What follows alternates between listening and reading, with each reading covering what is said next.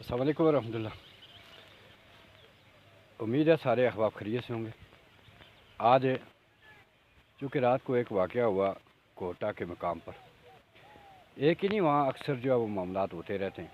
اور آزاد کشمیر کے جو مسافر ہیں، جو لوگ ہیں بیچارے، انہیں کبھی جو کوٹا کے مقام پر لوٹا جاتا ہے، کبھی سیالہ میں جو ہے وہ اذیت کا جو ہے وہ نشانہ بنایا جاتا ہے، کبھی وہاں ٹریفک جو ہے وہ جام ہوتی ہے، کبھی راولپنڈی، کبھی اسلام آباد میں آزاد کشمیر کے لوگ غیر محفوظ ہیں۔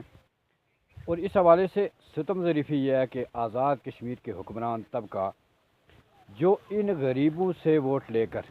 اسی عوام سے ووٹ لے کر اسمبلی میں پہنچتے ہیں، وہ وہاں پر کسی فورم پر بات نہیں کرتے۔ حالانکہ وزارت داخلہ سے یہ بات کی جا سکتی ہے کہ کیسے ممکن ہے کہ آپ کی فورسز شامل نہ ہوں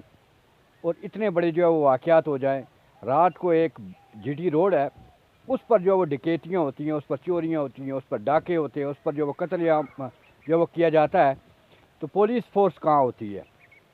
یہ پنجاب کی حکومت کی ہر دور میں نااہلی رہی، اس دور میں بھی نااہلی ہے۔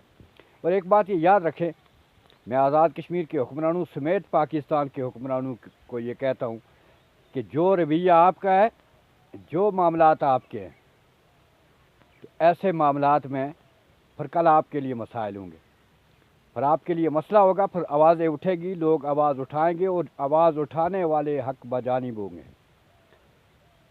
میں بحث کے chairman international movement Azad Kashmir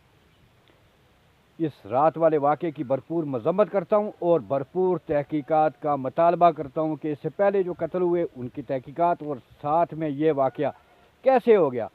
quota ایک حساس مقام ہے، تو وہاں پر ڈکیتی اور مزاحمت پر یہ ڈاکو اور چور ان کو ماریں، کہاں ہے یہ ڈاکو اور چور، یہ سب کو پتہ ہے۔ تو اس کی مکمل جو ہے وہ آزاد کشمیر کے وزیر اعظم کہانیاں کرنے کے بجائے آپ ان سے بات کریں اور ان کو یہ کہیں کہ یہ کیا سلسلہ ہے۔ دوسرے نمبر پر تمام I H R M Azad Kashmir کے جو لوگ ہیں، عہدیداران ہیں، ان سمیت ان سارے سوشل میڈیا ایکٹیوسٹ کا شکریہ کہ جنہوں نے شازمہ کے حوالے سے آواز بلند کی، ہم آواز میں آواز ملائی، اور میری ذرائع کے مطابق جو ہے وہ آج وہ جیل سے جو چھوٹ گئی ہیں۔ ایک بات یہ یاد رکھے، یہ جو بہت بڑے فلاسفر ہیں، میں ان کو یہ کہتا ہوں کہ زندگی میں ایک بات، یہ جو واقعات ہوتے ہیں، کوئی بھی کسی بھی انسان میں، ہر ایک کے گھر میں ماں اور بیٹی ہے، تو یاد رکھا کریں کہ جب بھی آپ کوئی بات کریں